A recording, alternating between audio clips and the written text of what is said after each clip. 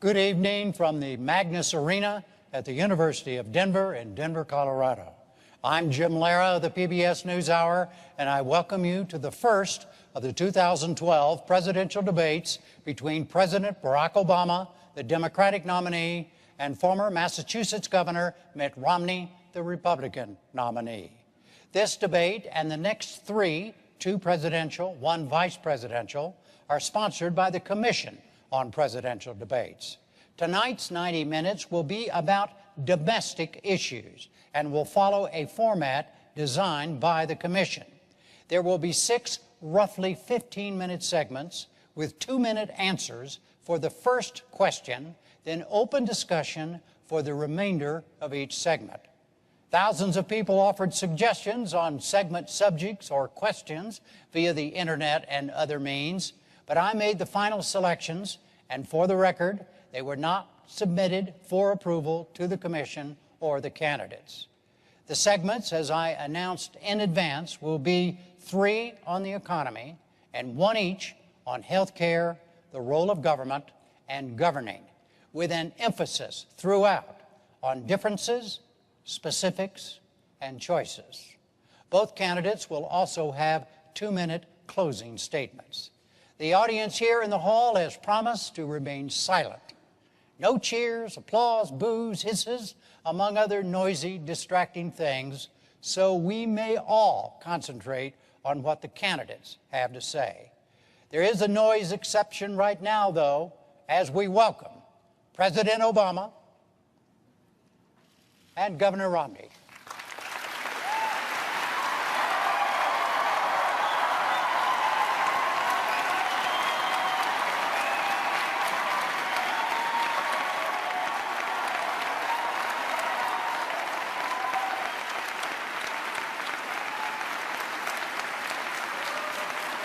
Jim.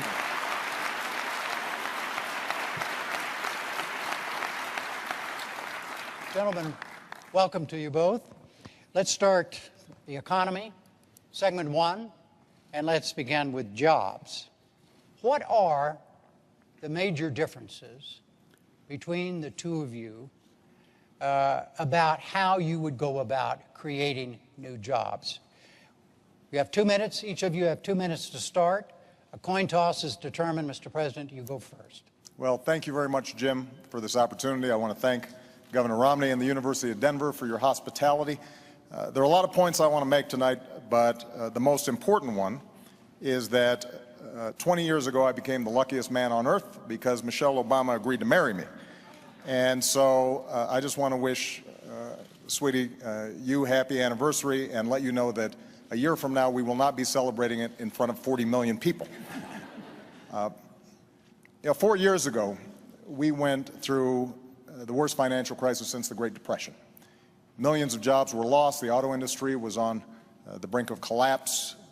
The financial system had frozen up. And because of the resilience and the determination of the American people, we've begun to fight our way back. Over the last 30 months, we've seen 5 million jobs in the private sector created. The auto industry has come roaring back, and housing has begun to rise. But we all know that we've still got a lot of work to do. And so the question here tonight is not where we've been, but where we're going.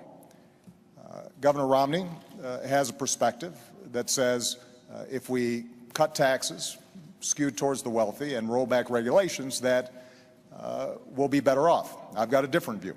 I think we've got to invest in education and training.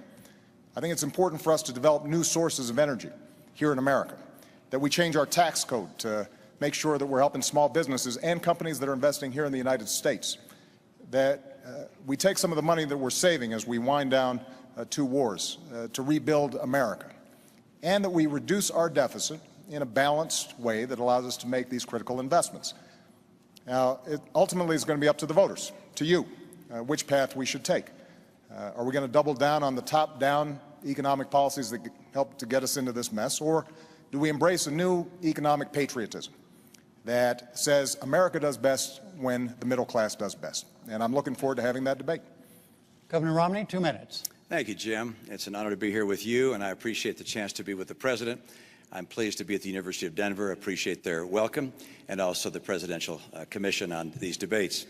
And congratulations to you, Mr. President, on your anniversary. I'm sure this was the most romantic place you could imagine, here with me. So congratulations. This is obviously a very tender topic. I've had the occasion over the last couple of years of meeting people across the country. I was in Dayton, Ohio, and a woman grabbed my arm, and she said, "I've been out of work since May. Can you help me?" Ann yesterday was at a rally in Denver, and a woman came up to her with a baby in her arms and said, "Ann, my husband has had 4 jobs in 3 years, part-time jobs. He's lost his most recent job, and we've now just lost our home. Can you help us?" And the answer is yes, we can help, but it's going to take a different path, not the one we've been on, not the one the president describes as a top-down cut taxes for the rich. That's not what I'm going to do. My plan has 5 basic parts. 1, get us energy independent, North American energy independent. That creates about 4 million jobs. Number 2, open up more trade, particularly in Latin America. Crack down on China if and when they cheat. Number 3, make sure our people have the skills they need to succeed, and the best schools in the world. We're far away from that now. Number 4, get us to a balanced budget. Number 5, champion small business. It's small business that creates the jobs in America.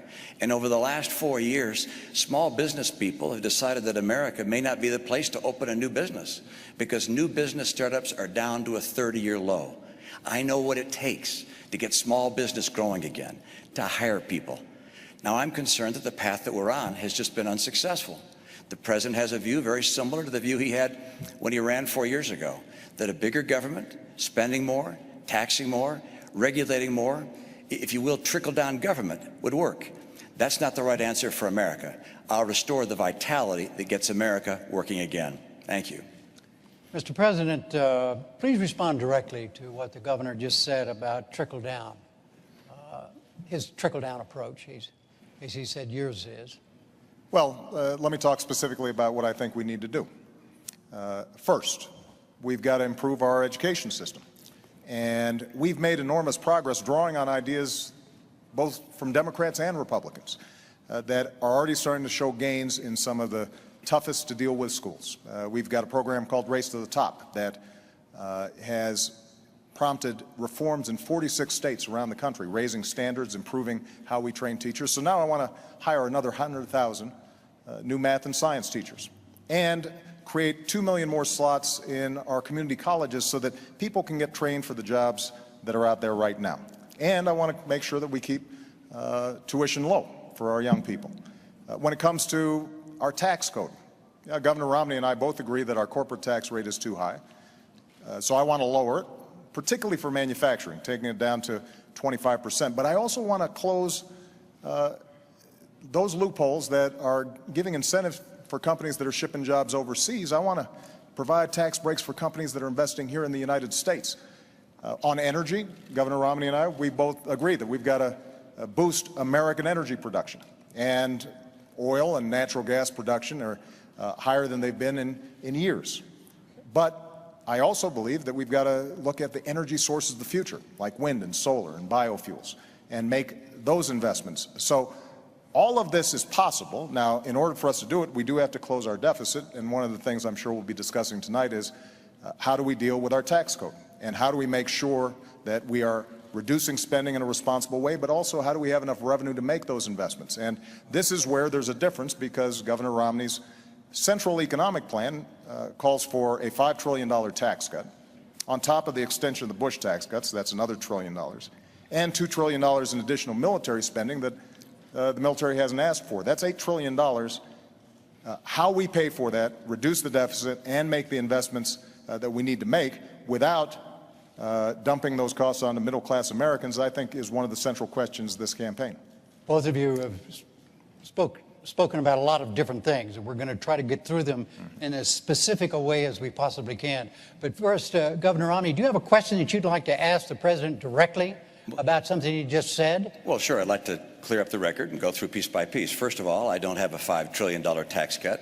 I don't have a tax cut of the scale that you're talking about. My view is that we ought to provide tax relief to people in the middle class.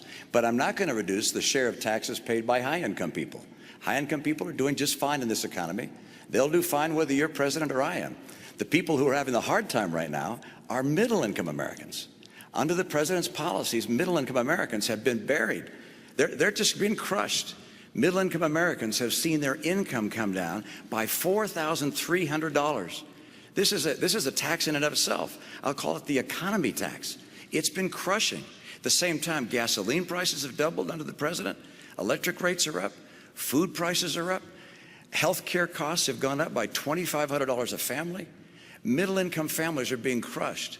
And so the question is how to get them going again. And I've described it. It's energy and trade, the right kind of training programs, balancing our budget, and helping small business. Those are the cornerstones of my plan. But the president mentioned a couple of other ideas I'll just note. First, education. I agree. Education is key, particularly the future of our economy. But our training programs right now, we've got 47 of them housed in the federal government, reporting to 8 different agencies. Overhead is overwhelming. We got to get those dollars back to the states and go to the workers so they can create their own pathways to getting the training they need for jobs that will really help them. The second area, taxation. We agree we ought to bring the tax rates down, and I do, both for corporations and for individuals. But in order for us not to lose revenue and have the government run out of money, I also lower deductions and credits and exemptions so that we keep taking in the same money when you also account for growth. The third area, energy. Energy is critical, and the president pointed out correctly that production of oil and gas in the U.S. is up, but not due to his policies, in spite of his policies. Mr. President, all of the increase in natural gas and oil has happened on private land, not on government land. On government land, your administration has cut the number of permits and licenses in half. If I'm president, I'll double them and also get the oil from offshore in Alaska. And I'll bring that pipeline in from Canada. And by the way, I like coal. I'm going to make sure we can continue to burn clean coal. People in the coal industry feel like it's getting crushed by your policies. I want to get America and North America energy independent so we can create those jobs. And finally, with regards to that tax cut, look, I'm not looking to cut massive taxes and to reduce the revenues going to the government. My number one principle is there'll be no tax cut that adds to the deficit. I want to underline that. No tax cut that adds to the deficit. But I do want to reduce the burden being paid by middle-income Americans. And to do that, that also means I cannot reduce the burden paid by high-income Americans. So any language to the contrary is simply not accurate. Mr. President? Well, I think let's talk about taxes because I think it's instructive. Now, 4 years ago when I stood on this stage, I said that I would cut taxes for middle-class families. And that's exactly what I did. We cut taxes for middle-class families by about $3,600. And the reason is because I believe that we do best when the middle class is doing well. And by giving them those tax cuts, they had a little more money in their pocket. And so maybe they can buy a new car. They are certainly in a better position to weather the extraordinary recession that we went through. They can buy a computer for their kid who's going off to college, which means they're spending more money, businesses have more customers, businesses make more profits, and then hire more workers. Now, Governor Romney's proposal that he's been promoting for 18 months calls for a $5 trillion tax cut on top of $2 trillion of additional spending for our military. And he is saying that he is going to pay for it by closing loopholes and deductions. The problem is that he's been asked over 100 times how you would close those deductions and loopholes, and he hasn't been able to identify them. But I'm going to make an important point here, Jim. When you add up all the loopholes and deductions that upper income individuals are currently taking advantage of, you take those all away, you don't come close to paying for $5 trillion in tax cuts and $2 trillion in additional military spending. And that's why independent studies looking at this said the only way to meet Governor Romney's pledge of not reducing the deficit or not adding to the deficit is by burdening middle-class families. The average middle-class family with children would pay about $2,000 more. Now, that's not my analysis. That's the analysis of economists who have looked at this. And that kind of top-down economics where folks at the top are doing well, so the average person making $3 million is getting a $250,000 tax break, while middle-class families are burdened further, that's not what I believe is a recipe for economic growth. All right. What is the difference? Well, Let's just stay on taxes. Right. Yeah, just let's just stay on taxes for a moment here. Well, but what is the difference? virtually everything he just said about my tax plan is inaccurate. All right, go. So if the tax plan he described were a tax plan I was asked to support, I'd say absolutely not. I'm not looking for a $5 trillion tax cut. What I've said is I won't put in place a tax cut that adds to the deficit. That's part one. So there's no economist can say Mitt Romney's tax plan adds $5 trillion if I say I will not add to the deficit with my tax plan. Number two, I will not reduce the share paid by high-income individuals. I know that you and your running mate keep saying that, and I know it's a popular thing to say with a lot of people, but it's just not the case. Look, I got 5 boys. I'm used to people saying something that's not always true, but just keep on repeating it and ultimately hoping I'll believe it. But that is not the case, all right? I will not reduce the taxes paid by high-income Americans. And number 3, I will not, under any circumstances, raise taxes on middle-income families. I will lower taxes on middle-income families. Now, you cite a study. There's 6 other studies that looked at the study you described and say it's completely wrong. I saw a study that came out today that said you're going to raise taxes by $3,000 to $4,000 on middle-income families. There are all these studies out there. But let's get to the bottom line. That is, I want to bring down rates. I want to bring the rates down, at the same time lower deductions and exemptions and credits and so forth, so we keep getting the revenue we need. And you think, well, then why lower the rates? And the reason is because small business pays that individual rate. 54% of America's workers work in businesses that are taxed not at the corporate tax rate, but at the individual tax rate. And if we lower that rate, they will be able to hire more people. For me, this is about jobs. Right. This is about getting jobs for the American people. Yeah. Do you challenge what the governor just said about his own plan? Well, for 18 months, he's been running on this tax plan. And now, 5 weeks before the election, he's saying that his big, bold idea is never mind. And the fact is that if you are lowering the rates the way you described, Governor, then it is not possible to come up with enough deductions and loopholes that only affect high-income individuals to avoid either raising the deficit or burdening the middle class. It's math. It's arithmetic. Now, Governor Romney and I do share a deep interest in encouraging small business growth. So at the same time that my tax plan has already lowered taxes for 98% of families, I also lowered taxes for small businesses 18 times. And what I want to do is continue the tax rates, the tax cuts that we put into place for small businesses and families. But I have said that for incomes over $250,000 a year, that we should go back to the rates that we had when Bill Clinton was president, when we created 23 million new jobs, went from deficit to surplus, and created a whole lot of millionaires to boot. And the reason this is important is because by doing that, we can not only reduce the deficit, we can not only encourage job growth through small businesses, but we're also able to make the investments that are necessary in education or in energy. And we do have a difference, though, when it comes to definitions of small business. You know, under my plan, 97% of small businesses would not see their income taxes go up. Governor Romney says, well, those top 3%, they're the job creators, they'd be burdened. But under Governor Romney's definition, there are a whole bunch of millionaires and billionaires who are small businesses. Donald Trump is a small business.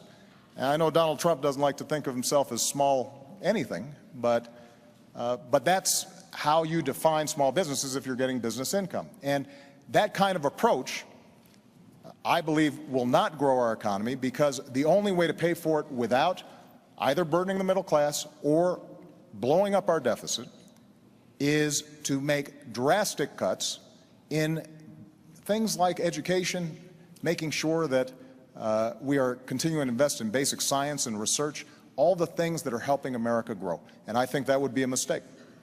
All right. Jim, let me just come back on that point, which is these small businesses we're talking about. Excuse me, just so everybody understands. Yeah. We're way over our first 15 minutes. It's fun, isn't it? It's okay. It's great. That's great. okay. No problem. Now, you all don't have a problem. I don't have a problem, because we're still on the economy. Right. But we're going to come back to taxes, and we're going to move on to the deficit and a lot of other things too. Okay, but go ahead, sir. You bet. Well, Mr. President, you're absolutely right, which is that with regards to 97% of the businesses are not taxed at the 35% tax rate. They're taxed at a lower rate. But those businesses that are in the last 3% of businesses happen to employ half of all the people who work in small business. Those are the businesses that employ 1/4 of all the workers in America. And your plan is to take their tax rate from 35% to 40%. Now, and I talked to a guy who has a very small business. He's in the electronics business in St. Louis. He has 4 employees. He said he and his son calculated how much they pay in taxes. Federal income tax, federal payroll tax, state income tax, state sales tax, state property tax, gasoline tax. It added up to well over 50% of what they earned.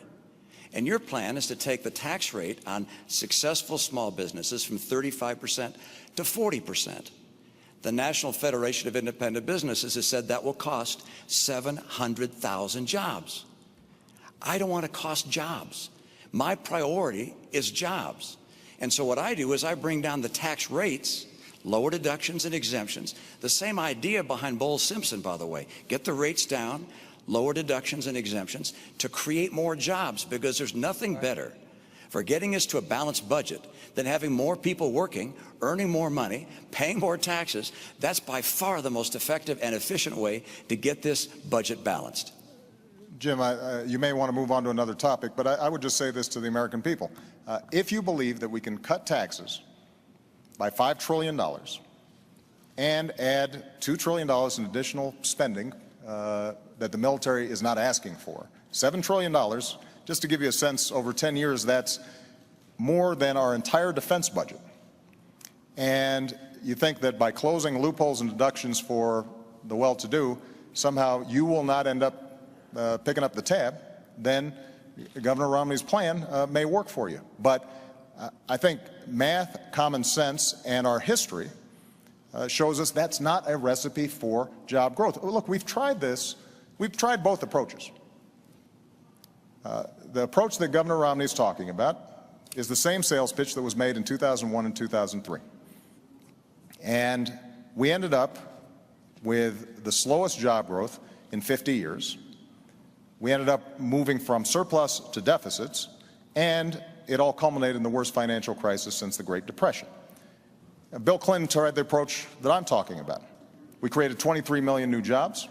We went from deficit to surplus, and businesses did very well.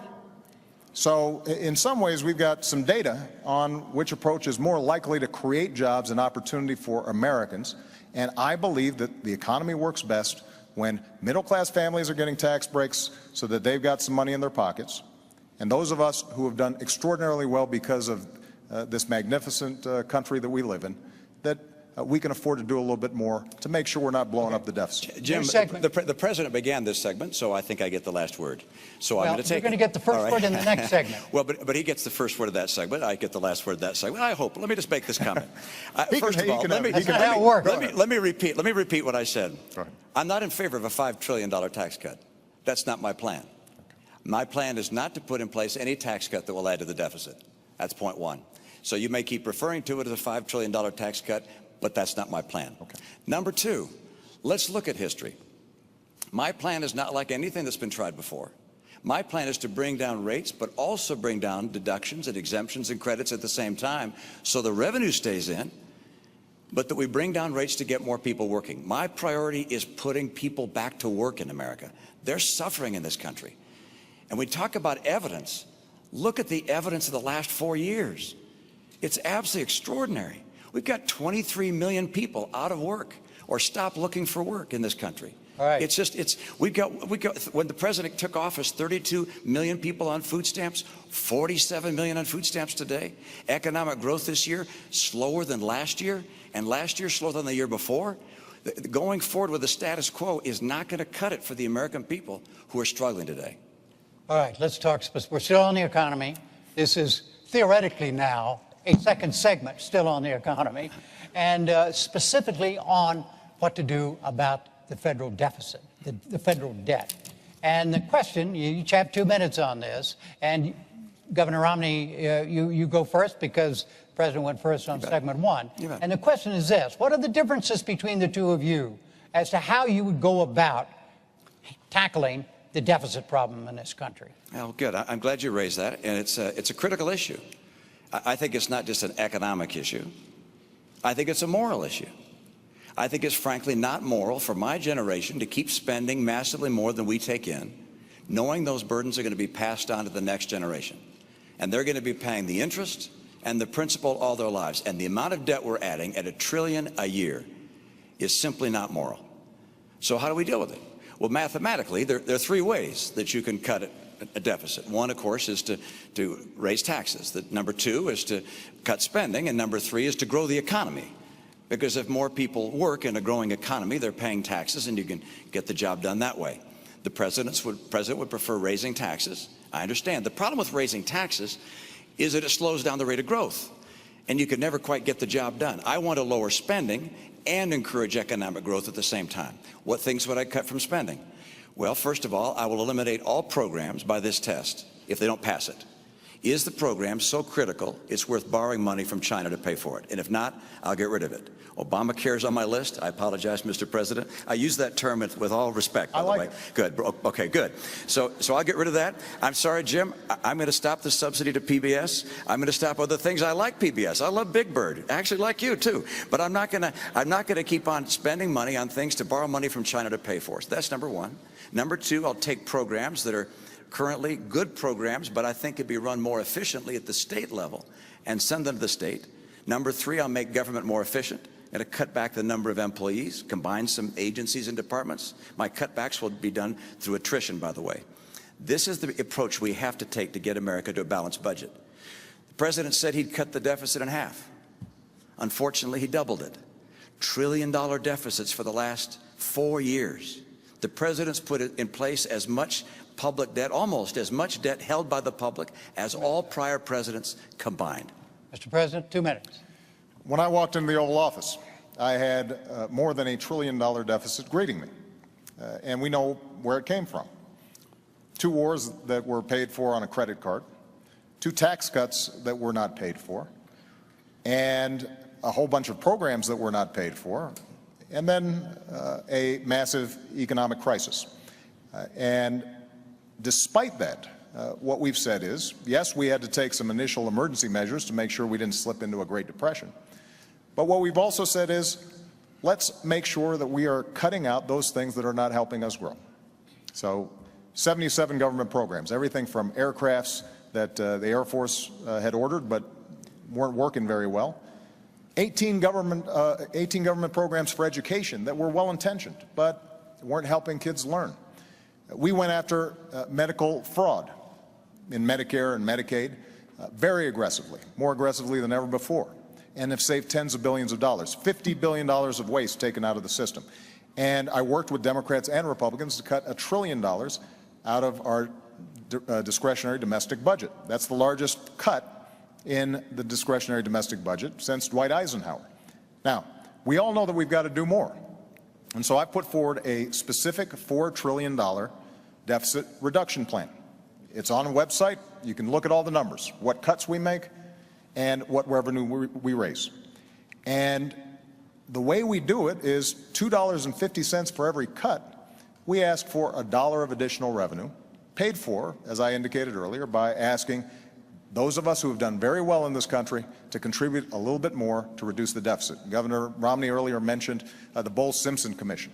Well, that's how the commission, bipartisan commission that talked about how we should move forward, suggested we have to do it in a balanced way with some revenue and some spending cuts. And this is a major difference that Governor Romney and I have. Let me just finish this point because you're looking for contrast. When Governor Romney stood on a stage with other Republican candidates for the nomination, and he was asked, would you take $10 of spending cuts for just $1 of revenue? And he said no. Now, if you take such an unbalanced approach, then that means you are going to be gutting our investments in schools and education. It means that Governor Romney talked about Medicaid and how we could send it back to the states, but effectively this means a 30% cut in the primary program we help for seniors who are in nursing homes, for kids who are with disabilities. Mr. President, And that is not a right strategy for us to move forward. way over the 2 minutes. Sorry. Governor, what about Simpson Bowles? Will you support Simpson Bowles?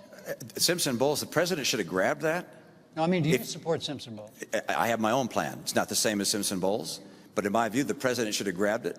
If he wanted to make some adjustments to it, take it, go to Congress, fight for it. That's what we've done. Made some adjustments to it, and we're putting it forward before Congress right now. A $4 trillion plan. But you've been president 4 balance. years. You've been president 4 years. Right. You said you cut the deficit in half. It's now 4 years later. We still have trillion-dollar deficits. The CBO says we'll have a $1 trillion deficit each of the next 4 years. If you're reelected, we'll get to a $1 trillion debt. I mean, you have said before you'd cut the deficit in half. And I love this idea of $4 trillion in cuts. You found $4 trillion of ways to reduce or to get closer to a balanced budget, except we still show $1 trillion deficits every year. That doesn't get the job done. Let me come back and say, why is it that I don't want to raise taxes? Why don't I want to raise taxes on people? And actually, you said it back in 2010. You said, look, I'm going to extend the tax policies that we have. Now, I'm not going to raise taxes on anyone, because when the economy is growing slow like this, when we're in recession, you shouldn't raise taxes on anyone. Well, the economy is still growing slow. As a matter of fact, it's growing much more slowly now than when you made that statement. And so if you believe the same thing, you just don't want to raise taxes on people. And the reality is, it's not just wealthy people. You mentioned Donald Trump. It's not just Donald Trump you're taxing. It's all those businesses that employ 1/4 of the workers in America, these small businesses that are taxed as individuals. You raise taxes and you kill jobs. That's why the National Federation of Independent Businesses said your plan will kill 700,000 jobs. I don't want to kill jobs in this enviirment. Let me make one more point. Okay, let's let him answer the taxes thing for a moment. Okay. Mr. President. Well, we've had this discussion before. About the idea that in order to reduce the deficit, right, there has to be revenue in addition to cuts. There has to be revenue in addition to cuts. Now, Governor Romney has ruled out revenue. He's ruled out revenue. Absolutely. Completely. Okay, so look, the revenue I get is by more people working, getting higher pay, paying more taxes. That's how we get growth and how we balance the budget. Right. But the idea of taxing people more, putting more people out of work, you'll never get there. You never balance the budget by raising taxes. Spain spends 42% of their total economy on government. Okay. We're now spending 42% of our economy on government. I don't want to go down the path to Spain. I want to go down the path of growth that puts Americans to work with more money coming in because they're working. Yeah.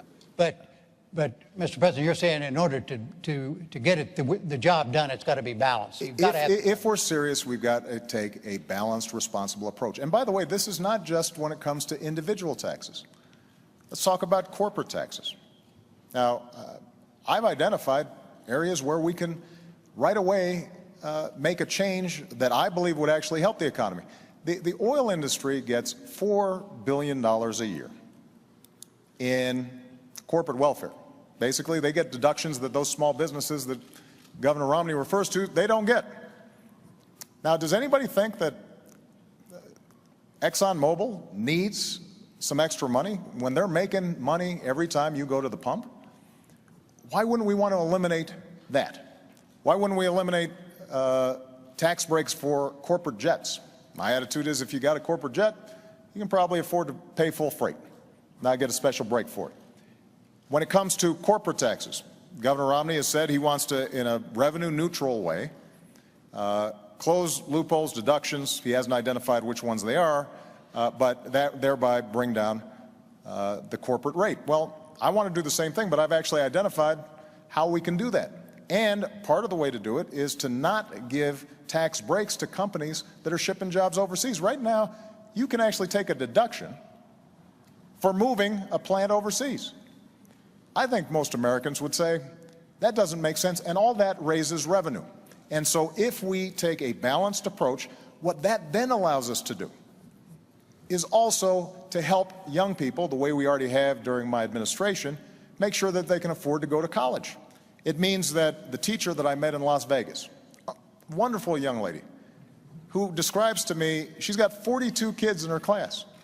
The first 2 weeks, she's got them, some of them sitting on the floor until finally they get reassigned. They're using textbooks that are 10 years old. That is not a recipe for growth. That's not how America was built. And so budgets reflect choices. Ultimately, we're going to have to make some decisions. And if we're asking for no revenue, then that means that we've got to get rid of a whole bunch of stuff, and the magnitude of the tax cuts that you're talking about, Governor, would end up resulting in severe hardship for people, but more importantly, would not help us grow. As I indicated before, when you talk about shifting Medicaid to states, we're talking about potentially a 30% cut in Medicaid over time. Now, that may not seem like a big deal when it just is paper, numbers on a sheet of paper. But if we're talking about a family who's got an autistic kid and is depending on that Medicaid, that's a big problem. And governors are creative, there's no doubt about it. But they're not creative enough to make up for 30% of revenue on something like Medicaid. What ends up happening is some people end up not getting help. Jim, we've gone on a lot of topics there, and so it's going to take a minute to go from Medicaid to schools to oil to tax breaks and companies going overseas. So let's go through them one by one. First of all, the Department of Energy has said the tax break for oil companies is $2.8 billion a year. And it's actually an accounting treatment, as you know, that's been in place for 100 years. Now, it's time to end it. And in 1 year, you provided $90 billion in breaks to the green energy world. Now, I like green energy as well, but that's about 50 years worth of what oil and gas receives. And you say Exxon and Mobil. Actually, this $2.8 billion goes largely to small companies, to drilling operators and so forth. But, if we get that tax rate from 35% down to 25%, why, that $2.8 billion is on the table. Of course it's on the table. That's probably not going to survive if you get that rate down to 25%. But don't forget, you put $90 billion, like 50 years worth of breaks into solar and wind, to Solyndra and Fisker and Tesla and Enter1. I mean, I had a friend who said, you don't just pick the winners and losers, you pick the losers. All right. So this is not the kind of policy you want to have. You want to get America energy secure. The second topic, which is, you said you get a deduction for taking a plant overseas. Look, I've been in business for 25 years. I have no idea what you're talking about. I maybe need to get a new accountant. But the idea that you get a break for shipping jobs overseas is simply not the case. What we do have right now is a setting where I'd like to bring money from overseas back to this country. And finally, Medicaid to states, I'm not quite sure where that came in except this, which is, I would like to take the Medicaid dollars that go to states and say to a state, you're going to get what you got last year, plus inflation, plus 1%, and then you're going to manage your care for your poor in the way you think best. And I remember as a governor, when this idea was floated by Tommy Thompson, the governors, Republican and Democrats, said, please let us do that. We can care for our own poor in so much better and more effective a way than having the federal government tell us how to care for our poor. So let's state, one of the magnificent things about this country is the whole idea that states are the laboratories of democracy. Don't have the federal government tell everybody what kind of training programs they have to have and what kind of Medicaid they have to have. Let states do this. And by the way, if a state gets in trouble, well, we can step in and see if we can find a way to help them. But the right approach is one which relies on the brilliance of our people and states, not the federal government. 2 seconds, and we're going on still on the economy on another part of it. Okay. All right. This is segment 3, the economy. Entitlements. First answer goes to you. 2 minutes, Mr. President. Do you see a major difference between the two of you on Social Security? I suspect that on Social Security we've got a somewhat similar position. Social Security is structurally sound. It's going to have to be tweaked the way it was by Ronald Reagan and Democratic Speaker Tip O'Neill. But the basic structure is sound. But I want to talk about the values behind Social Security and Medicare, and then talk about Medicare, because that's the big driver of our deficits right now. My grandmother, some of you know, helped to raise me. My grandparents did. My grandfather died a while back. My grandmother died 3 days before I was elected president. And she was fiercely independent. She worked her way up, only had a high school education, started as a secretary, ended up being the vice president of a local bank. And she ended up living alone by choice. And the reason she could be independent was because of Social Security and Medicare. She had worked all her life, put in this money, and understood that there was a basic guarantee, a floor under which she could not go. And that's the perspective I bring when I think about what's called entitlements. The name itself implies some sense of dependency on the part of these folks. These are folks who've worked hard, like my grandmother, and there are millions of people out there who are counting on this. So my approach is to say, how do we strengthen the system over the long term? And in Medicare, what we did was we said, we are going to have to bring down the costs if we're going to deal with our long-term deficits. But to do that, let's look where some of the money is going. $716 billion we were able to save from the Medicare program by no longer overpaying insurance companies, by making sure that we weren't overpaying providers. And using that money, we were actually able to lower prescription drug costs for seniors by an average of $600. And we were also able to make a significant dent in providing them the kind of preventive care that will ultimately save money throughout the system. So the way for us to deal with Medicare in particular is to lower health care costs. When it comes to Social Security, as I said, you don't need a major structural change in order to make sure that Social Security is there for the future. We'll follow up on this. First, Governor Romney, you have 2 minutes on Social Security and entitlements. Well, Jim, our seniors depend on these programs, and I know anytime we talk about entitlements, people become concerned that something's going to happen that's going to change their life for the worst. And the answer is neither the President nor I are proposing any changes for any current retirees or near retirees, either to Social Security or Medicare. So if you're 60 or around 60 or older, you don't need to listen any further. But for younger people, we need to talk about what changes are going to be occurring. Oh, I just thought about one. And that is, in fact, I was wrong when I said the President isn't proposing any changes for current retirees. In fact, he is on Medicare. On Social Security, he's not. But on Medicare, for current retirees, he's cutting $716 billion from the program. Now, he says by not overpaying hospitals and providers, actually just going to them and saying, we're going to reduce the rates you get paid across the board. Everybody's going to get a lower rate. That's not just going after places where there's abuse. That's saying we're cutting the rates. Some 15% of hospitals and nursing homes say they won't take any more Medicare patients under that scenario. We also have 50% of doctors who say they won't take more Medicare patients. We have 4 million people on Medicare Advantage that will lose Medicare Advantage because of those $716 billion in cuts. I can't understand how you can cut Medicare $716 billion for current recipients of Medicare. Now you point out, well, we're putting some back. We're going to give them a better prescription program. That's $1 for every 15 you've cut. They're smart enough to know that's not a good trade. I want to take that $716 billion you've cut and put it back into Medicare. By the way, we can include a prescription program if we need to improve it. But the idea of cutting $716 billion from Medicare to be able to balance the additional cost of Obamacare is, in my opinion, a mistake. And with regards to young people coming along, I've got proposals to make sure Medicare and Social Security are there for them without any question. Mr. President. First of all, I think it's important for Governor Romney to present this plan that he says will only affect folks in the future. And the essence of the plan is that he would turn Medicare into a voucher program.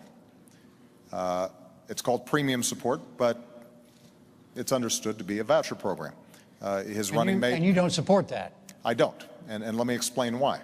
Again, that's for future people, right? Not for current retirees. So if you're 54 or 55, you might want to listen, because this will affect you.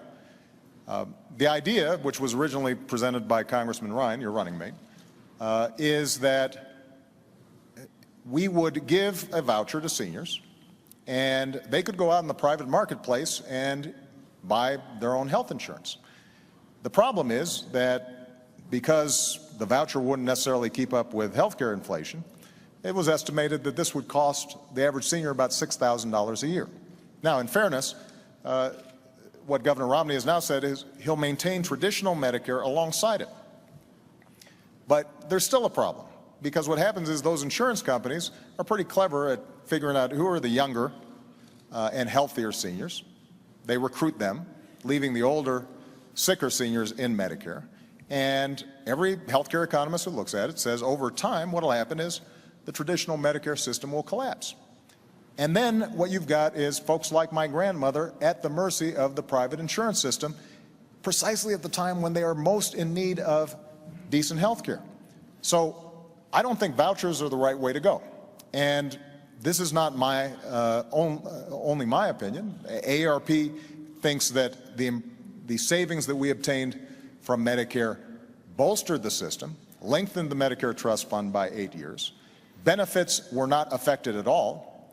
And ironically, if you repeal Obamacare, and I have become fond of this term, Obamacare, if you repeal it, what happens is those seniors right away are going to be paying $600 more in prescription care.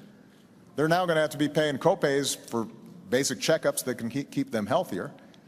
And the primary beneficiary of that repeal are insurance companies that are estimated to gain billions of dollars back when they aren't making seniors any healthier. And I don't think that's the right approach when it comes to making sure that Medicare is stronger over the long term. We'll talk about specifically about health care in a moment, but do you support the voucher system, Governor? What I support is no change for current retirees and near retirees to Medicare, and the President supports taking $716 billion out of that program.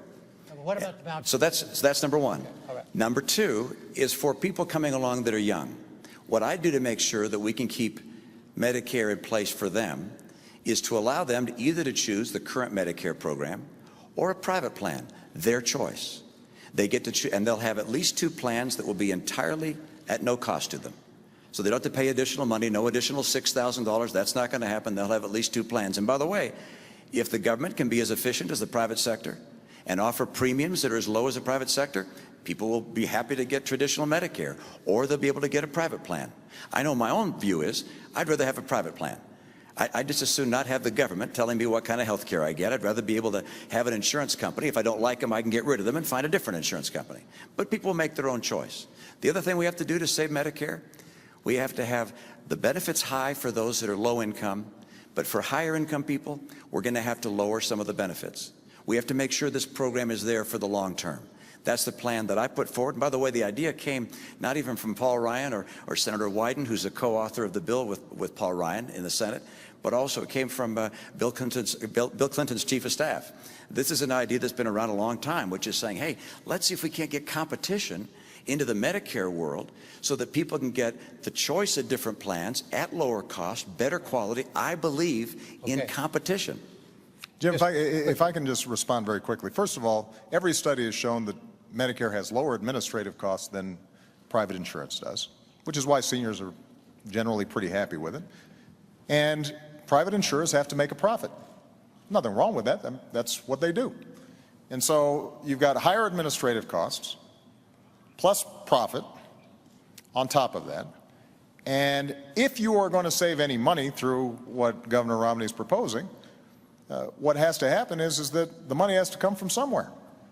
And when you move to a voucher system, you are putting seniors at the mercy of those insurance companies. And over time, if traditional Medicare has decayed or fallen apart, then they're stuck. And this is the reason why AARP has said that your plan would weaken Medicare substantially. And that's why they were supportive of the approach that we took. One last point I want to make. We do have to lower the cost of health care, not just in Medicare and Medicaid. Talk about that in a minute. But overall. Oh, okay. And so that's a big topic. Can we stay on Medicare? Is that a Yeah, we're separate going to topic? Yeah, I want to get to it, but all I want to do is very quickly before we leave the economy. Let's get back to Medicare. The President said that the government can provide the service at lower cost and without a profit. All right. If that's the case, then it will always be the best product that people can purchase. But my experience is the private sector typically is able to provide a better product at a lower cost. Can the two of you agree that the voters have a choice, a clear choice between the two of you on Medicare? Absolutely. All right. So to finish quickly, briefly on the economy, what is your view about the level of federal regulation of the economy right now? Is there too much? And in your case, Mr. President, should there be more? Beginning with you. This is not a new 2-minute segment. Just start, and we'll go for a few minutes, and then we're going to go to health care, okay? Regulation is essential. You can't have a free market work if you don't have regulation. As a business person, I had to have I need to know the regulations. I needed them there. You couldn't have people opening up banks in their garage and making loans. I mean, you have to have regulations so that you can have an economy work. Every free economy has good regulation. At the same time, regulation can become excessive. Is it excessive now, Well, do you think? in some places, yes. In Like other where? places, no. It can an- become out of date. And what's happened with some of the legislation that's been passed during the president's term, you've seen regulation become excessive, and it's hurt the economy. Let me give you an example. Dodd-Frank was passed, and it includes within it a number of provisions that I think have some unintended consequences that are harmful to the economy. One is it designates a number of banks as too big to fail, and they're effectively guaranteed by the federal government. This is the biggest kiss that's been given to New York banks I've ever seen. This is an enormous boon for them. There have been 122 community and small banks have closed since Dodd-Frank. So there's one example. Here's another. In Dodd-Frank, it says... You want to repeal Dodd-Frank? Well, I would repeal that and replace it. We're not going to get rid of all regulation. You have to have regulation. Okay. Right. And there's some parts of Dodd-Frank that make all the sense in the world. You need transparency. You need to have leverage limits for institutions. Well, here's a specific. But let me mention the other one. Let's talk the other big Well, one. Let's not. Okay. Let's let him respond. Let's let him respond to this specific on Dodd-Frank and what the governor just said. Well, I think this is a great example. The reason we have been in such an enormous economic crisis was prompted by reckless behavior across the board. Now, it wasn't just on Wall Street. You had loan officers that were given loans and mortgages that really shouldn't have been given because the folks didn't qualify. You had people who were borrowing money to buy a house that they couldn't afford. You had credit agencies that were stamping these as A1 great investments when they weren't. But you also had banks making money hand over fist, churning out products that the bankers themselves didn't even understand in order to make big profits, but knowing that it made the entire system vulnerable. So what did we do? We stepped in and had the toughest reforms on Wall Street since the 1930s. We said, you've got banks, you've got to raise your capital requirements. You can't engage in some of this risky behavior that is putting Main Street at risk. We're going to make sure that you've got to have a living will so we can know how you're going to wind things down if you make a bad bet, so we don't have other taxpayer bailouts. In the meantime, by the way, we also made sure that all the help that we provided those banks was paid back every single dime with interest. Now, Governor Romney has said he wants to repeal Dodd-Frank. And, I appreciate, and it appears we've got some agreement that a marketplace to work has to have some regulation. But in the past, Governor Romney has said he just wants to repeal Dodd-Frank, roll it back.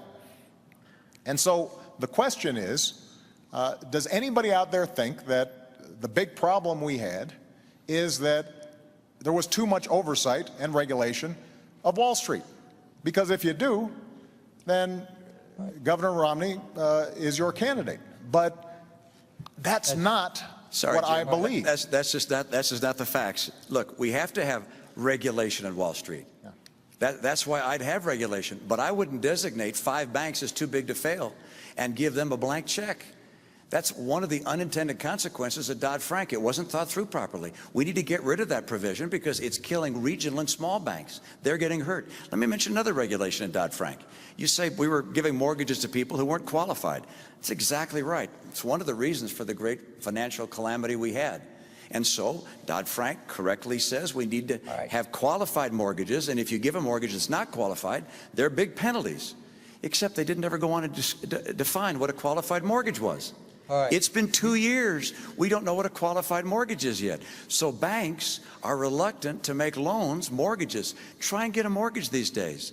It's hurt the housing market because Dodd-Frank didn't anticipate putting in place the kinds of regulations you have to have. It's not that Dodd-Frank always was wrong with too much regulation. Sometimes they didn't come out with the clear regulation. I will make sure we don't hurt the functioning of our marketplace and our businesses because I want to bring back housing and get good jobs. All right, I think we have another clear difference between the two of you. Now let's move to health care, where I know there is a clear difference.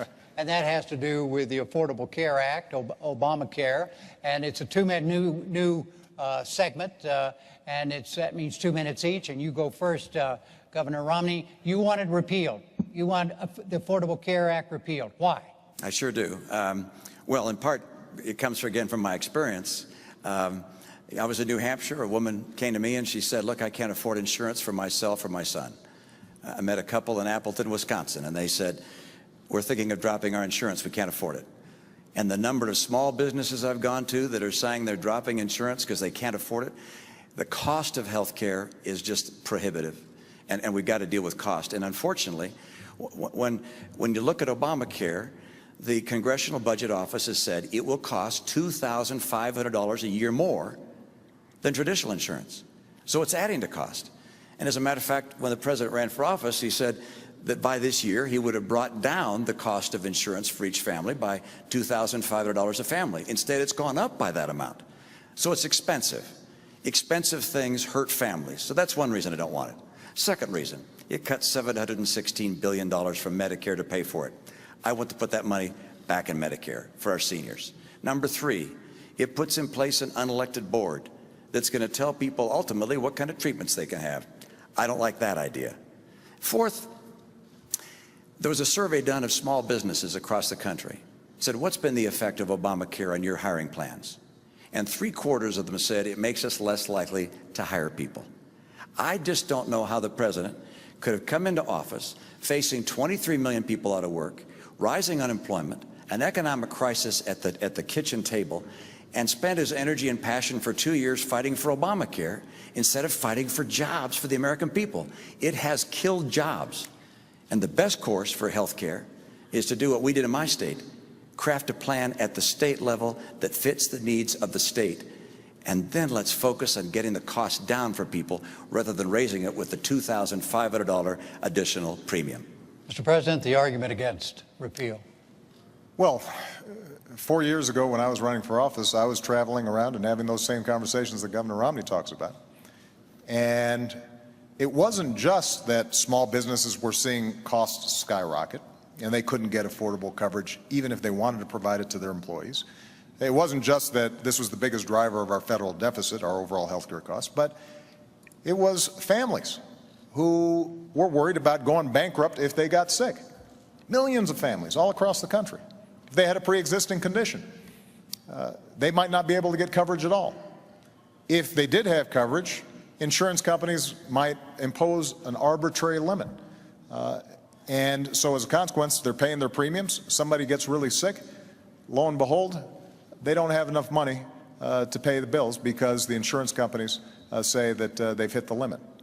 So we did work on this alongside working on jobs because this is part of making sure that middle-class families are secure in this country. And let me tell you exactly what Obamacare did. Number one, if you've got health insurance, it doesn't mean a government takeover. You keep your own insurance, you keep your own doctor, but it does say insurance companies can't jerk you around. They can't impose arbitrary lifetime limits.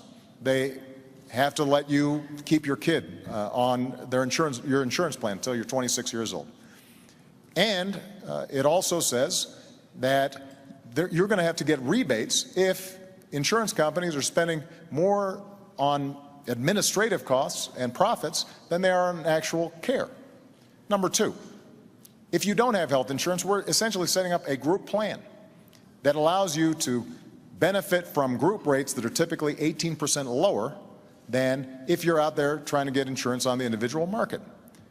Now, the last point I'd make before 2 minutes is up, sir. No, I think I had 5 seconds before you interrupted me. Was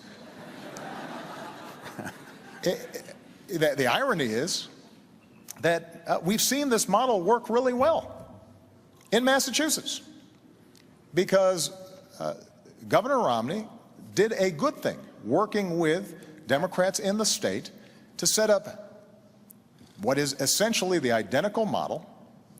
And as a consequence, people are covered there. It hasn't destroyed jobs. And as a consequence, we now have a system in which we have the opportunity to start bringing down costs as opposed to just leaving millions of people out in the cold. Your 5 seconds went away a long time ago. All right, Governor, tell the president directly why you think what he just said is wrong about Obama. Well, I did with my first statement, but I'll go on. Please elaborate. I'll elaborate. Exactly right. First of all, I like the way we did it in Massachusetts. I like the fact that in my state we had Republicans and Democrats come together and work together. What you did instead was to push through a plan without a single Republican vote. As a matter of fact, when Massachusetts did something quite extraordinary, elected a Republican senator to stop Obamacare, you pushed it through anyway. So entirely on a partisan basis, instead of bringing America together and having a discussion on this important topic, you pushed through something that you and Nancy Pelosi and Harry Reid thought was the best answer and drove it through. What we did in a legislature, 87% Democrat, we were together. 200 legislators in my legislature, only 2 voted against the plan by the time we were finished. What were some differences? We didn't raise taxes. You've raised them by $1 trillion under Obamacare.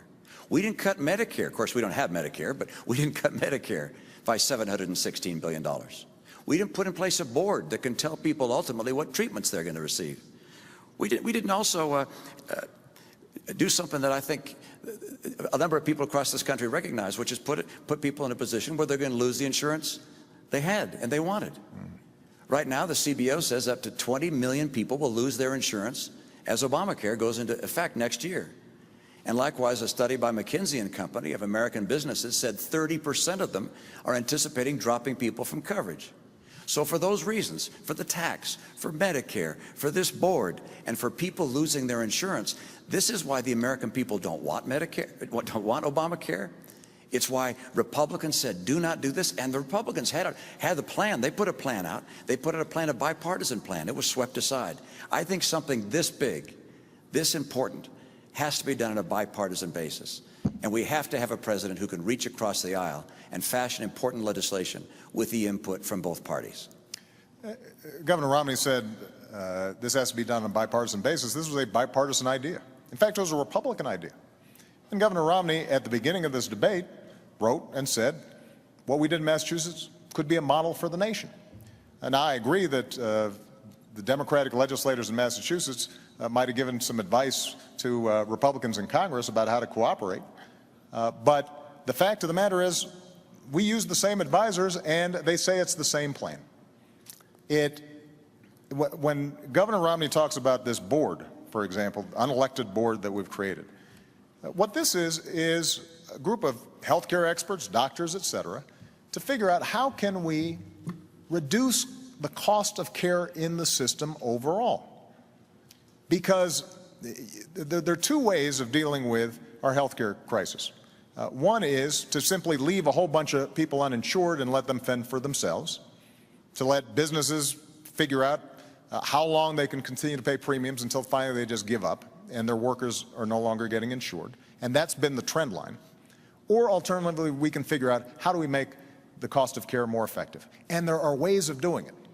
So at Cleveland Clinic, one of the best healthcare systems in the world, they actually provide great care, cheaper than average.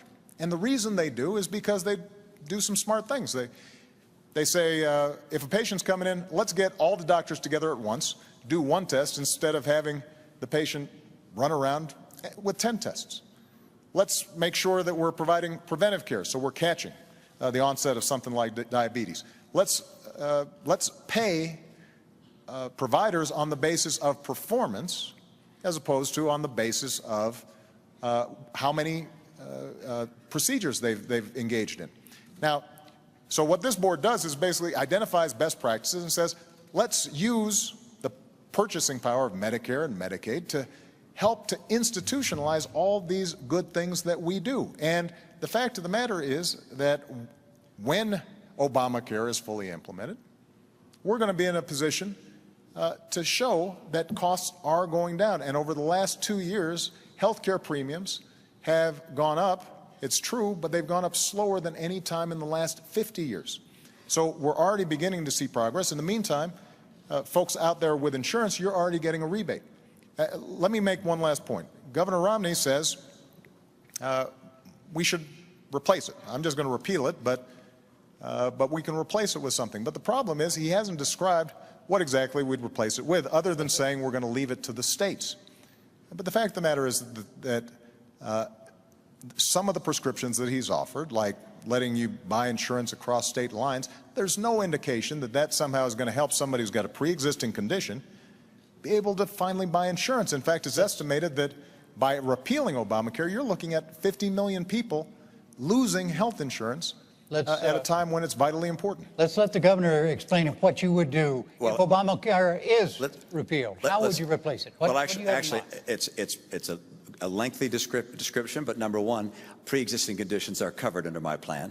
Number two, young people are able to stay on their family plan. That's already offered in the private marketplace. You don't have to have the government mandate that for that to occur. But let's come back to something the President and I agree on, which is the key task we have in healthcare is to get the cost down so it's more affordable for families. And then he has as a model for doing that a board of people at the government, an unelected board, appointed board, who are going to decide what kind of treatment you ought to have. In my opinion, the government is not effective in bringing down the cost of almost anything. As a matter of fact, free people and free enterprises trying to find ways to do things better are able to be more effective in bringing down the cost than the government will ever be.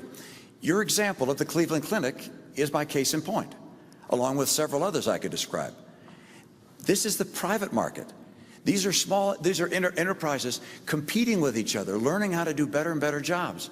I used to consult to hospitals and to healthcare providers. I was astonished at the creativity and innovation that exists in the American people. In order to bring the cost of healthcare down, we don't need to have a board of 15 people telling us what kinds of treatments we should have. We instead need to put insurance plans, providers, hospitals, doctors on target such that they have an incentive, as you say, performance pay for doing an excellent job for keeping costs down, and that's happening. Intermountain Healthcare does it superbly well. Mayo Clinic is doing it superbly well. Cleveland Clinic, others. But the right answer is not to have the federal government take over healthcare and start mandating to the providers across America, telling a patient and a doctor what kind of treatment they can have. That's the wrong way to go. The private market and individual responsibility always work best. Let me just point out, first of all, this board that we're talking about can't make decisions about what treatments are given. That's explicitly prohibited in the law. But let's go back to what Governor Romney indicated, that under his plan, he would be able to cover people with pre-existing conditions.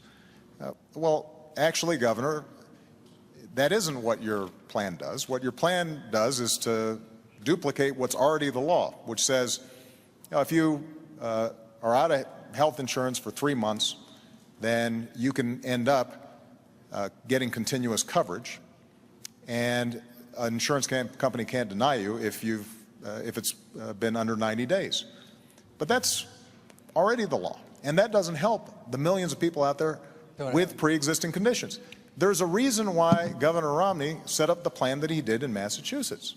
It wasn't a government takeover of health care. It was the largest expansion of private insurance. But what it does say is that insurers, you've got to take everybody.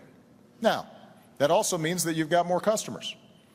But when Governor Romney says that he'll replace it with something, but can't detail how it will be, in fact, replaced, and the reason he set up the system he did in Massachusetts was because there isn't a better way of dealing with the pre-existing conditions problem. It just reminds me of, he says that he's going to close deductions and loopholes for his tax plan. That's how it's going to be paid for, but we don't know the details. He says that he's going to replace Dodd-Frank, Wall Street reform, but we don't know exactly which ones. He won't tell us. He now says he's going to replace Obamacare and assure that all the good things that are in it are going to be in there, and you don't have to worry. And at some point, I think the American people have to ask themselves, is the reason that Governor Romney is keeping all these plans to replace secret because they're too good? Is it because that somehow middle-class families are going to benefit too much from them? No, the reason is because when we reform Wall Street, when we tackle the problem of pre-existing conditions, then these are tough problems, and we've got to make choices. And the choices we've made have been ones that ultimately are benefiting middle-class families all across the country. We're going to move to a no, I have to respond to that, which is my experience as a governor. Is if I come in and lay down a piece of legislation and say it's my way or the highway, I don't get a lot done. What I do is the same way that Tip O'Neill and Ronald Reagan worked together some years ago. When Ronald Reagan ran for office, he laid out the principles that he was going to foster. He said he was going to lower tax rates. He said he was going to broaden the base. You've said the same thing. You're going to simplify the tax code, broaden the base. Those are my principles. I want to bring down the tax burden on middle-income families. And I'm going to work together with Congress to say, okay, what are the various ways we could bring down deductions, for instance? One way, for instance, would be to have a single number. Make up a number, $25,000, $50,000. Anybody can have deductions up to that amount. And then that number disappears for high-income people. That's one way one could do it. One could follow Bowles-Simpson as a model and take deduction by deduction and make differences that way. There are alternatives to accomplish the objective I have, which is to bring down rates, broaden the base, simplify the code, and create incentives for growth. And with regards to health care, you had remarkable details with regards to my pre-existing condition plan. You obviously have studied up on my plan. In fact, I do have a plan that deals with people with pre-existing conditions. That's part of my health care plan. And what we did in Massachusetts is a model for the nation, state by state. And I said that at that time. The federal government taking over health care for the entire nation and whisking aside the 10th Amendment, which gives states the rights for these kinds of things, is not the course for America to have a stronger, more vibrant economy. That is a terrific segue to our next segment, and is the role of government. And let's see, role of government, and it is, you are first on this, Mr. President, and the question is this: do you believe, both of you, but you had the first 2 minutes on this, Mr. President, do you believe there's a fundamental difference between the two of you as to how you view the mission of the federal government? Well, I definitely think there are differences. The first role of the federal government is to keep the American people safe. That's its most basic function. And as Commander-in-Chief, that is something that I have worked on and thought about every single day that I've been in the Oval Office.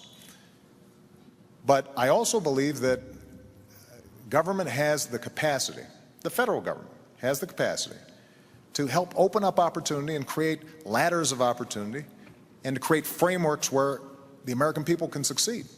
Look, the genius of America is the free enterprise system and freedom, and the fact that people can go out there and start a business, work on an idea, make their own decisions. But as Abraham Lincoln understood, there are also some things we do better together. So in the middle of the Civil War, Abraham Lincoln said, let's help to finance the Transcontinental Railroad. Let's start the National Academy of Sciences. Let's start land-grant colleges, because we want to give these gateways of opportunity for all Americans, because if all Americans are getting opportunity, we're all going to be better off. That doesn't restrict people's freedom, that enhances it. And so what I've tried to do as president is to apply those same principles. When it comes to education, what I've said is we've got to reform schools that are not working. We used something called race to the top. It wasn't a top-down approach, Governor. What we've said is to states, we'll give you more money if you initiate reforms. And as a consequence, you had 46 states around the country who have made a real difference. But what I've also said is let's hire another 100,000 math and science teachers to make sure we maintain our technological lead and our people are skilled and able to succeed. And hard-pressed states right now can't all do that. In fact, we've seen layoffs of hundreds of thousands of teachers over the last several years, and Governor Romney doesn't think we need more teachers. I do, because I think that that is the kind of investment where the federal government can help. It can't do it all, but it can make a difference. And as a consequence, we'll have a better trained workforce, and that will create jobs because companies want to locate in places where we've got a skilled workforce. 2 minutes, Governor, on the role of government. Your view. Well, first, I love great schools. Massachusetts, our schools are ranked #1 of all 50 states. And the key to great schools, great teachers. So I reject the idea that I don't believe in great teachers or more teachers. Every school district, every state should make that decision on their own. The role of government. Look behind us. The Constitution and the Declaration of Independence. The role of government is to promote and protect the principles of those documents. First, life and liberty. we have a responsibility to protect the lives and liberties of our people, and that means a military second to none. I do not believe in cutting our military. I believe in maintaining the strength of America's military. Second, in that line that says we are endowed by our Creator with our rights, I believe we must maintain our commitment to religious tolerance and freedom in this country. That statement also says that we are endowed by our Creator with the right to pursue happiness as we choose. I interpret that as, one, making sure that those people who are less fortunate and can't care for themselves are cared by one another. We're a nation that believes that we're all children of the same God, and we care for those that have difficulties, those that are elderly and have problems and challenges, those that are disabled. We care for them, and we look for discovery and innovation, all these things desired out of the American heart to provide the pursuit of happiness for our citizens. But we also believe in maintaining for individuals the right to pursue their dreams and not to have the government substitute itself for the rights of free individuals.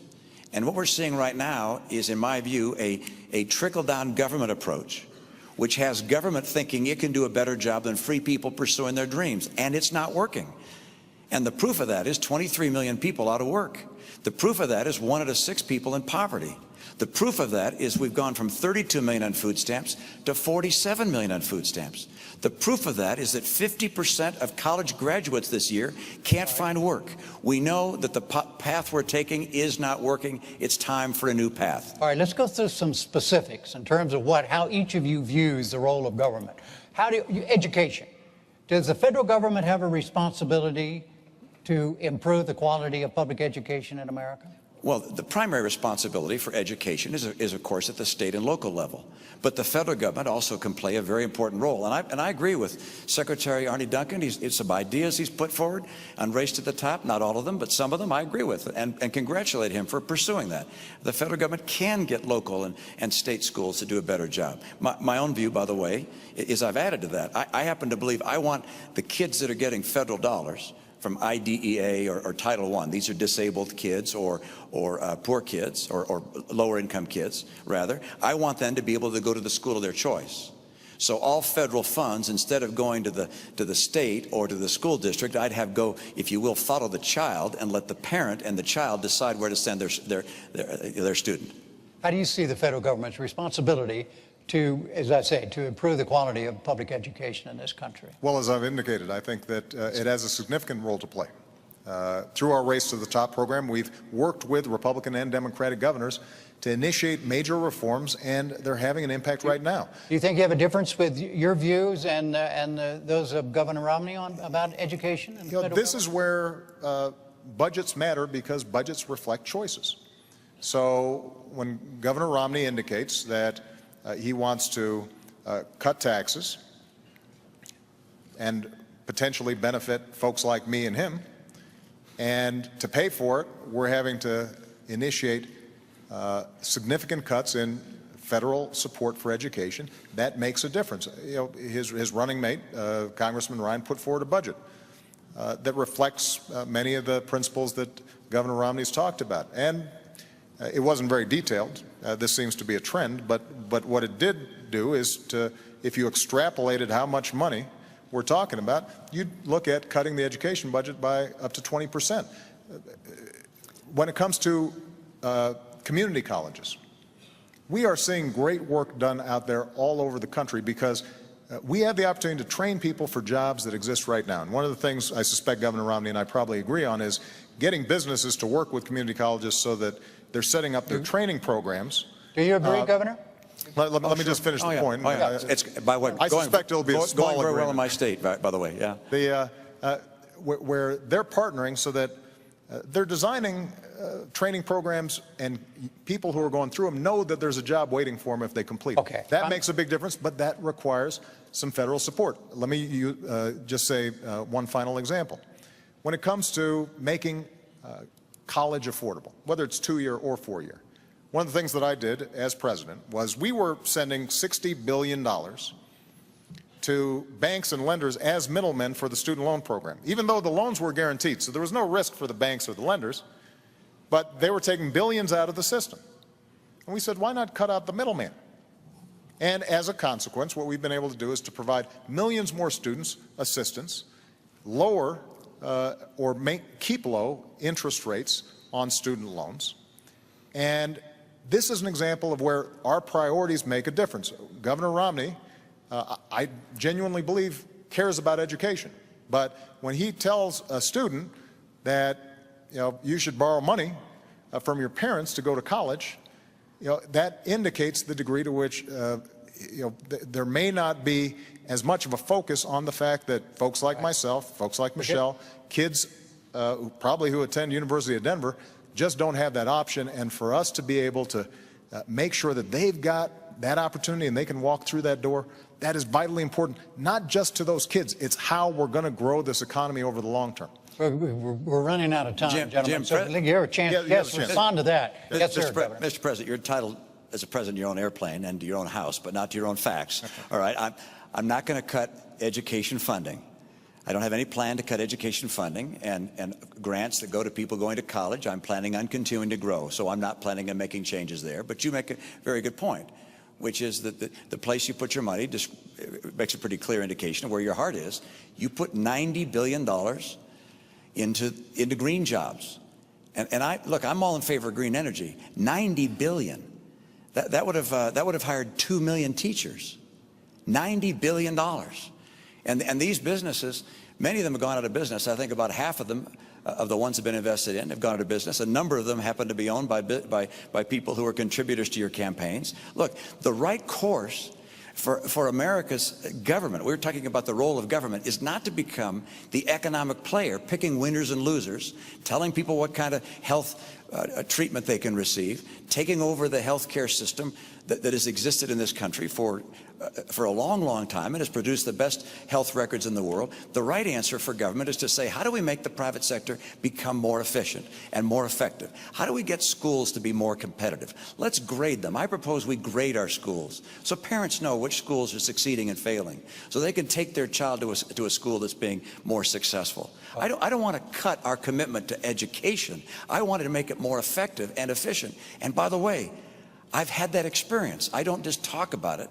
I've been there. Massachusetts schools are ranked #1 in the nation. This is not because I didn't have commitment to education. It's because I care about education for all of our kids. All right, gentlemen, look, excuse me one sec. Excuse me, sir. We've got barely have 3 minutes left. I'm not going to grade the two of you and say your answers have been too long or I've done a poor job. You've done a great job. Oh, well, no. But the fact is, government, the role of government and governing, we've lost a pot, in other words. So we only have three minutes left in the debate before we go to your closing statements. And so I want to ask finally here, and remember, we got 3 minutes total time here. And the question is this: many of the legislative functions of the federal government right now are in a state of paralysis as a result of partisan gridlock. If elected, in your case, if re-elected in your case, what would you do about that? Governor? Jim, I had the great experience, it didn't seem like it at the time, of being elected in a state where my legislature was 87% Democrat. And that meant I figured out from day one I had to get along. And I had to work across the aisle to get anything done. We drove our schools to be #1 in the nation. We cut taxes 19 times. What would you do as president? As president, I will sit down on day one, actually the day after I get elected, I'll sit down with leaders, the Democratic leaders, as well as Republican leaders, and continue, as we did in my state. We met every Monday for a couple hours, talked about the issues and the challenges in our state in that case. We have to work on a collaborative basis, not because we're going to compromise our principle, but because there's common ground and the challenges America faces right now. Look, the reason I'm in this race is there are people that are really hurting today in this country. And we face this deficit could crush the future generations. What's happening in the Middle East? There are developments around the world that are of real concern. And Republicans and Democrats both love America, but we need to have leadership in Washington that will actually bring people together and get the job done, and could not care less if it's a Republican or a Democrat. I've done it before. I'll do it again. Mr. President. Well, first of all, I think Governor Romney is going to have a busy first day because he's also going to repeal Obamacare, which will not be very popular among Democrats as you're sitting down with them. But look, my philosophy has been, I will take ideas from anybody, Democrat or Republican, as long as they're advancing the cause of making middle-class families stronger and giving ladders of opportunity into the middle class. That's how we cut taxes for middle-class families and small businesses. That's how we cut $1 trillion of spending that wasn't advancing that cause. That's how we signed 3 trade deals into law that are helping us to double our exports and sell more American products around the world. That's how we repealed Don't Ask, Don't Tell. That's how we ended the war in Iraq, as I promised, and that's how we're going to wind down the war in Afghanistan. That's how we went after al-Qaeda and bin Laden. So we've seen progress even under Republican control of the House of Representatives. But ultimately, part of being principled, part of being a leader is, A, being able to describe exactly what it is that you intend to do, not just saying, I'll sit down, but you have to have a plan. Number 2, what's important is occasionally you've got to say no to folks both in your own party and in the other party. And yes, have we had some fights between me and the Republicans when they fought back against us reining in the excesses of Wall Street? Absolutely, because that was a fight that needed to be had. When we were fighting about whether or not we were going to make sure that Americans had more security with their health insurance, and they said no, yes, that was a fight that we needed to have. All right. And so part of leadership and governing is both saying what it is that you are for, but also being willing to say no to some things. And I've got to tell you, Governor Romney, when it comes to his own party during the course of this campaign, has not displayed that willingness to say no to some of the more extreme parts of his party. That brings us to closing statements. There's a coin toss. Governor Romney, you won the toss, and you elected to go last, so you have a closing 2 minutes, Mr. President. Well, Jim, I want to thank you, and I want to thank Governor Romney, because I think this was a terrific debate, and I very much appreciate it. And I want to thank the University of Denver. 4 years ago, we were going through a major crisis, and yet my faith and confidence in the American future is undiminished. And the reason is because of its people. Because the woman I met in North Carolina who decided at 55 to go back to school because she wanted to inspire her daughter and now has a job from that new training that she's gotten. Because a company in Minnesota who was willing to give up salaries and perks for their executives to make sure that they didn't lay off workers during a recession. The auto workers that you meet in Toledo or Detroit take such pride in building the best cars in the world, not just because of a paycheck, but because it gives them that sense of pride that they're helping to build America. And so the question now is, how do we build on those strengths? And everything that I've tried to do, and everything that I'm now proposing for the next 4 years in terms of improving our education system or developing American energy, or making sure that we're closing loopholes for companies that are shipping jobs overseas and focusing on small business companies that are creating jobs here in the United States, or closing our deficit in a responsible, balanced way that allows us to invest in our future. All those things are designed to make sure that the American people, their genius, their grit, their determination is channeled, and they have an opportunity to succeed. And everybody's getting a fair shot, and everybody's getting a fair share. Everybody's doing a fair share, and everybody's playing by the same rules. 4 years ago, I said that I'm not a perfect man and I wouldn't be a perfect president, and that's probably a promise that Governor Romney thinks I've kept. But I also promised that I'd fight every single day on behalf of the American people, and the middle class, and all those who are striving to get in the middle class. I've kept that promise, and if you'll vote for me, then I promise I'll fight just as hard in a second term. Governor Romney, your 2 minute close. Thank you, Jim, and Mr. President, thank you for tuning in this evening. This is an important election, and I'm concerned about America. I'm concerned about the direction America has been taking over the last 4 years. I know this is bigger than an election about the two of us as individuals. It's bigger than our respective parties. It's an election about the course of America. What kind of America do you want to have for yourself and for your children? And there really are two very different paths that we began speaking about this evening. And over the course of this month, we're going to have 2 more presidential debates and a vice presidential debate. We'll talk about those 2 paths, but they lead in very different directions. And it's not just looking to our words that you have to take in evidence of where they go. You can look at the record. There's no question in my mind that if the president were to be reelected, you'll continue to see a middle-class squeeze with incomes going down and prices going up. I'll get incomes up again. You'll see chronic unemployment. We've had 43 straight months with unemployment above 8%. If I'm president, I will help create 12 million new jobs in this country with rising incomes. If the president's reelected, Obamacare will be fully installed. In my view, that's going to mean a whole different way of life for people who counted on the insurance plan they had in the past. Many will lose it. You're going to see health premiums go up by some $2,500 per family. If I'm elected, we won't have Obamacare. We'll put in place the kind of principles that I've put in place in my own state and allow each state to craft their own programs to get people insured, and we'll focus on getting the cost of health care down. If the president were to be reelected, you're going to see a $716 billion cut to Medicare. You'll have 4 million people who will lose Medicare Advantage. You'll have hospitals and providers that will no longer accept Medicare patients. I'll restore that $716 billion to Medicare. And finally, military. If the president's reelected, you'll see dramatic cuts to our military. The Secretary of Defense has said these would be even devastating. I will not cut our commitment to our military. I will keep America strong and get America's middle class working again. Thank you, Jim. Thank you, Governor. Thank you, Mr. President. The next debate will be the vice presidential event on Thursday, October 11th at Center College in Danville, Kentucky. For now, from the University of Denver, I'm Jim Lara. Thank you and good night.